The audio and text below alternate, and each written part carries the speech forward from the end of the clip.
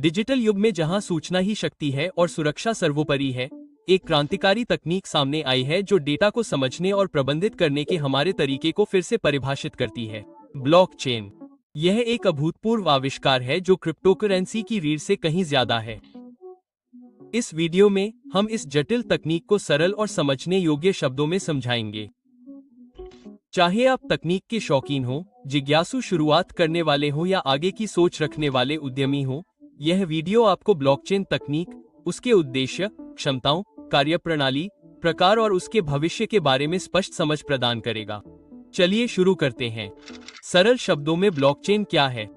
कल्पना कीजिए कि आप फुसफुसाने का खेल खेल रहे हैं जहां एक संदेश एक व्यक्ति से दूसरे व्यक्ति तक पहुंचाया जाता है और अंत तक मूल संदेश अक्सर विकृत हो जाता है। अब कल्पना कीजिए कि अगर यह सुनिश्चित करने का कोई तरीका होता कि संदेश एक ही रहे, चाहे वह कितने भी लोगों तक पहुंचे। सरल शब्दों में ब्लॉकचेन का यही सार है। ब्लॉकचेन एक डिजिटल डायरी की तरह है जिसे लोगों के एक समूह के बीच साझा किया जाता है। समूह का हर व्यक्ति इस डायरी में प्रविष्टियां लिख सकता है, लेकिन एक बार एंट्री हो जाने के बाद उसे बदला या मिटाया नहीं जा सकता। यह हमेशा के लिए हर किसी के देखने के लिए मौजूद रहती है। यह डायरी किसी लाइब्रेरी या कंप्यूटर की तरह एक जगह पर स्टोर नहीं होती।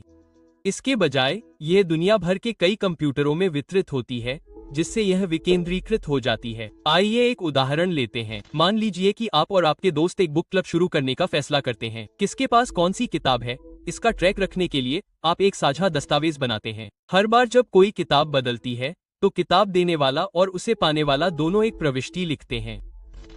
इस तरह क्लब में हर कोई देख सकता है कि किसी भी समय कौन सी किताब किसके पास है। अगर कोई यह दावा करने की कोशिश करता है कि उसने किताब लौटा दी है, जबकि उसने ऐसा नहीं किया है, तो बाकी सभी लोग दस्तावेज की जांच कर सकते हैं और सच्चाई जान सकते हैं। यह ब्लॉकचेन कैसे काम करता है, इसका एक बुनियादी उदाहरण है। तकनीक की दुनिया में यह बुक क्लब बिटकॉइन जैसे वित्तीय लेनदेन करने वाले लोगों के समूह से लेकर डेटा साझा करने वाले कंप्यूटरों के नेटवर्क तक कुछ भी हो सकता है। किताबें पैसे, संपत्ति, अनुबंध या चुनाव में वोट जैसी मूल्यवान कुछ भी हो सकती हैं। तो सरल शब्दों में ब्लॉकचेन एक पारदर्शी, अपरिवर्तनीय, विकेंद्रीकृत डिजिटल डायरी है जो कई कंप्यूटरों पर होने वाले लेन देन को रिकॉर्ड करती है। यह एक ऐसी दुनिया में विश्वास, जवाबदेही और सुरक्षा सुनिश्चित करने का एक तरीका है जहां ये गुण पहले से कहीं अधिक महत्वपूर्ण हैं। ब्लॉकचेन का मुख्य उद्देश्य क्या है? ब्लॉकचेन का मुख्य उद्देश्य विकेंद्रीकृत तरीके से सुरक्षित, पारदर्शी और छेड़छाड़ रहित लेनदेन को सक्षम करना है। यह एक भरोसेमंद वातावरण में विश्वास पैदा करने के बारे में है। आइए इसे थोड़ा तोड़ते हैं। सुरक्षा। ब्लॉकचेन में प्रत्येक लेनदेन एन्क्रिप्ट किया जाता है और पिछले एक से जुड़ा होता है। लेनदेन की यह श्रृंखला नेटवर्क के भीतर सभी को दिखाई देती है, लेकिन किसी भी लेनदेन को बदलने के लिए बाद के सभी लेनदेन को बदलना पड़ता है, जो कंप्यूटेशनल रूप से अव्यावहारिक है। यह ब्लॉकचेन को धोखाधड़ी और छेड़छाड़ से सुरक्षित बनाता है। पारदर्शिता। ब्लॉकचेन पर प्रत्येक लेनदेन नेटवर्क के सभी प्रतिभागियों को दिखाई देता है। यह पारदर्शिता जवाबदेही सुनिश्चित करती है और किसी भी प्रतिभागी के लिए सिस्टम को धोखा देना लगभग असंभव बना देती है। विकेंद्रीकरण। बैंक या सरकार जैसी एकल इकाई द्वारा नियंत्रित पारंपरिक डेटाबेस के विपरीत, एक ब्लॉकचेन कई नोड्स या कंप्यूटरों में वितरित किया जाता है। इस विकेंद्रीकरण का मतलब है कि किसी भी एक इकाई का पूरी चेन पर पूरा नियंत्रण नहीं है, जिससे ये सेंसरशिप और विफलता के एकल बिंदुओं के लिए प्रतिरोधी है।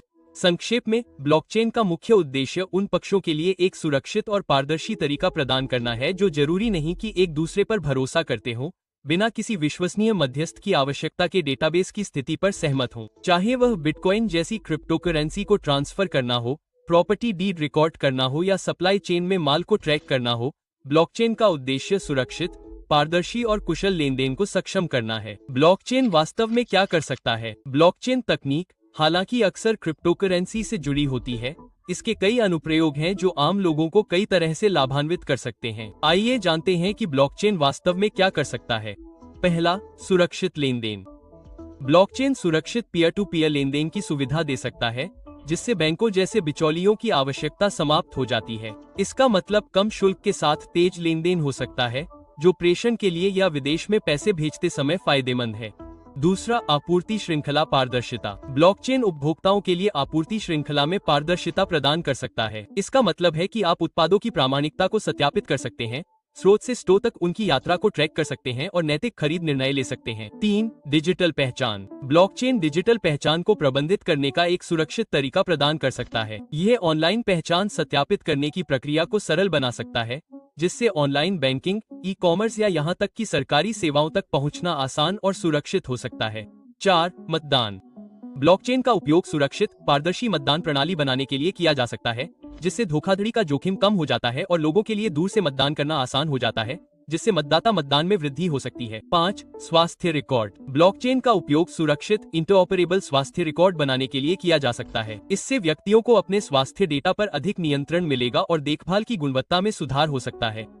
6. कलाकारों और रचनाकारों के लिए कॉपीराइट सुरक्षा। ब्लॉकचेन बौद्धिक संपदा अधिकारों को पंजीकृत और संरक्षित करने और यह सुनिश्चित करने का एक तरीका प्रदान कर सकता है कि उन्हें उनके काम के लिए उचित मुआवजा मिले।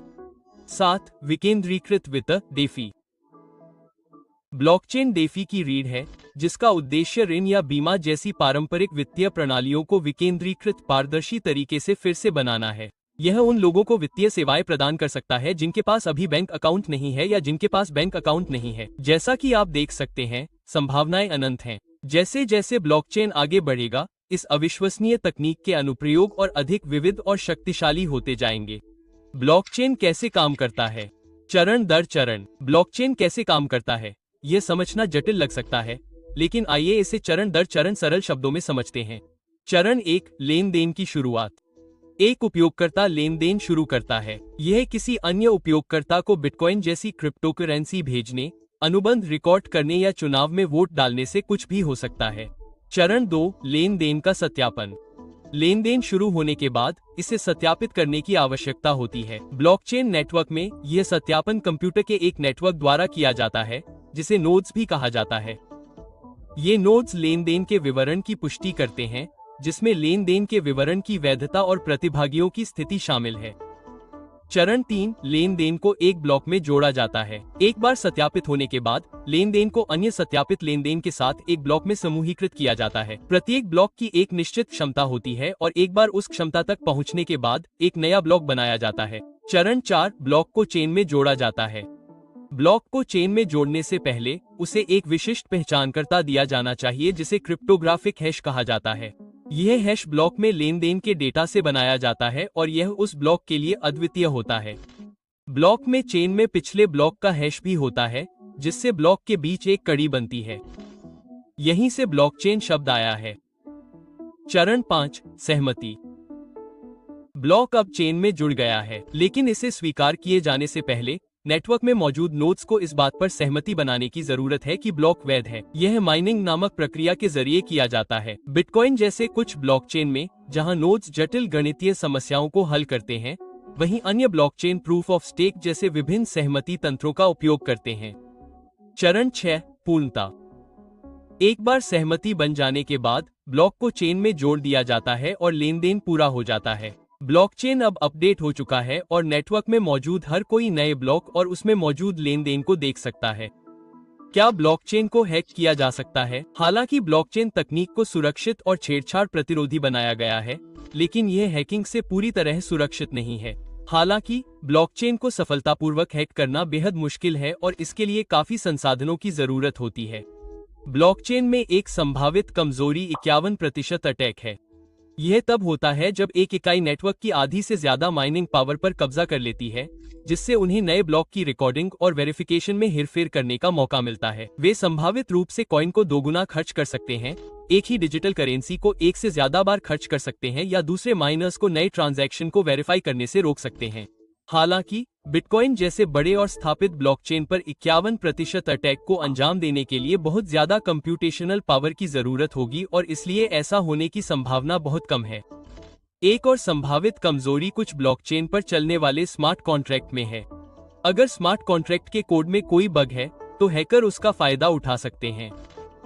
2016 में इथेरियम ब्लॉकचेन पर हुए कुख्यात डाओ हैक में ऐसा ही हुआ था। यह भी ध्यान रखना जरूरी है कि हालांकि ब्लॉकचेन अपने आप में सुरक्षित हो सकता है, लेकिन ब्लॉकचेन से इंटरैक्ट करने वाले एप्लीकेशन और डिजिटल वॉलेट हैकिंग के लिए असुरक्षित हो सकते हैं। रिपोर्ट किए गए कई ब्लॉकचेन हैक वास्तव में इन परिधीय सिस्टम के हैक होते हैं, अंतर्निहित ब्लॉकचेन के नहीं। ब्लॉकचेन के विभिन्न प्रकार। ब्लॉकचेन तकनीक कई अलग अलग प्रकारों में विकसित हुई है, प्रत्येक की अपनी विशेषताएं और उपयोग के मामले हैं। यहाँ 4 मुख्य प्रकार के ब्लॉकचेन हैं। पहला, सार्वजनिक ब्लॉकचेन। ये किसी भी व्यक्ति के लिए खुले हैं जो भाग लेना चाहता है। वे विकेंद्रीकृत और पारदर्शी हैं, जिसका अर्थ है कि कोई भी व्यक्ति नेटवर्क में शामिल हो सकता है, लेनदेन को मान्य कर सकता है और नए ब्लॉक बना सकता है। बिटकॉइन और इथेरियम सार्वजनिक ब्लॉकचेन के उदाहरण हैं। सार्वजनिक ब्लॉकचेन का मुख्य लाभ उनकी मजबूत सुरक्षा और पारदर्शिता है, लेकिन वे धीमे हो सकते हैं और उनके सर्वसम्मति तंत्र के कारण अधिक कंप्यूटेशनल शक्ति की आवश्यकता होती है। दूसरा, निजी ब्लॉकचेन। ये नेटवर्क प्रशासकों द्वारा विशिष्ट सदस्यों तक सीमित हैं। इनका उपयोग अक्सर व्यवसायों द्वारा आंतरिक उद्देश्यों के लिए किया जाता है, क्योंकि वे लेनदेन को मान्य करने और नए ब्लॉक बनाने पर अधिक नियंत्रण प्रदान करते हैं। यह नियंत्रण कुछ विकेंद्रीकरण की कीमत पर लेनदेन के समय को तेज और कम कंप्यूटेशनल शक्ति की अनुमति देता है। निजी ब्लॉकचेन प्लेटफॉर्म का एक उदाहरण हाइपरलेगर फैब्रिक है। 3 कंसोर्टियम ब्लॉकचेन, जिन्हें फेडरेटेड ब्लॉकचेन के रूप में भी जाना जाता है, इन्हें एकल के बजाय संगठनों के एक समूह द्वारा नियंत्रित किया जाता है। वे सार्वजनिक ब्लॉकचेन के खुलेपन और निजी ब्लॉकचेन के नियंत्रण के बीच संतुलन बनाते हैं। इनका उपयोग अक्सर बैंकिंग क्षेत्र में किया जाता है, जहां कई बैंक एक साझा ब्लॉकचेन बनाए रखते हैं। 4, हाइब्रिड ब्लॉकचेन। ये सार्वजनिक और निजी ब्लॉकचेन के तत्वों को मिलाते हैं। ये इस बात पर नियंत्रण की अनुमति देते हैं कि ब्लॉकचेन पर जानकारी को कौन देख और एक्सेस कर सकता है, जबकि विकेंद्रीकृत नेटवर्क से सत्यापन की अनुमति भी देता है। हाइब्रिड ब्लॉकचेन का एक उदाहरण ड्रैगन चेन है। प्रत्येक प्रकार के ब्लॉकचेन के अपने फायदे और नुकसान हैं और उनके बीच चयन उपयोगकर्ताओं या संगठनों की विशिष्ट आवश्यकताओं और लक्ष्यों पर निर्भर करता है। ब्लॉकचेन का भविष्य और उनकी वास्तविक क्षमता। ब्लॉकचेन का भविष्य आशाजनक और उत्तेजक दोनों दिखाई देता है। इस तकनीक की क्षमता इसके वर्तमान अनुप्रयोगों से कहीं अधिक है और यह पारंपरिक प्रणालियों को इस तरह से बदलने के लिए तैयार है जिसे हम अभी तक पूरी तरह से समझ भी नहीं सकते हैं। 1, विकेंद्रीकृत इंटरनेट। तकनीकी दिग्गजों के नियंत्रण से मुक्त एक ऐसे इंटरनेट की कल्पना करें जहां डेटा गोपनीयता एक विलासिता नहीं बल्कि एक दी गई चीज हो। ब्लॉकचेन एक विकेंद्रीकृत इंटरनेट या वेब 3.0 की नींव रख सकता है, जहां उपयोगकर्ता अपने डेटा और डिजिटल पहचान को नियंत्रित करते हैं। यह डिजिटल दुनिया की शक्ति गतिशीलता को मौलिक रूप से बदल सकता है, लेकिन यह वास्तव में विकेंद्रीकृत इंटरनेट में शासन और विनियमन के बारे में भी सवाल उठाता है। 2, टोकन अर्थव्यवस्था। जैसे जैसे ब्लॉकचेन और क्रिप्टोकरेंसी विकसित होती जा रही हैं, हम वैश्विक टोकन अर्थव्यवस्था का उदय देख सकते हैं। इस अर्थव्यवस्था में रियल एस्टेट, कला या यहाँ तक कि समय जैसी वास्तविक दुनिया की संपत्ति का प्रतिनिधित्व करने वाले टोकन को ब्लॉकचेन प्लेटफॉर्म पर कारोबार किया जा सकता है। इससे निवेश के अवसरों तक पहुँच का लोकतंत्रीकरण हो सकता है और अधिक समावेशी वैश्विक अर्थव्यवस्था बन सकती है। हालांकि यह पारंपरिक वित्तीय प्रणालियों को भी बाधित कर सकता है और नए नियामक ढांचों की आवश्यकता हो सकती है। 3, AI और ब्लॉकचेन। ब्लॉकचेन और कृत्रिम बुद्धिमत्ता के अभिसरण से अधिक पारदर्शी, कुशल और सुरक्षित आई सिस्टम बन सकते हैं। ब्लॉकचेन आई निर्णयों का एक छेड़छाड़ प्रूफ रिकॉर्ड प्रदान कर सकता है, जो स्वायत्त ड्राइविंग या स्वास्थ्य सेवा जैसे क्षेत्रों में महत्वपूर्ण हो सकता है। लेकिन यह विकेंद्रीकृत संदर्भ में आई के नियंत्रण और उपयोग के बारे में नैतिक प्रश्न भी उठाता है। 4, क्वांटम खतरा। विवादास्पद पक्ष पर क्वांटम कंप्यूटिंग का आगमन ब्लॉकचेन के लिए खतरा पैदा कर सकता है। क्वांटम कंप्यूटर संभावित रूप से ब्लॉकचेन को सुरक्षित करने वाले क्रिप्टोग्राफिक एल्गोरिदम को तोड़ सकते हैं, जिससे क्वांटम सर्वनाश हो सकता है।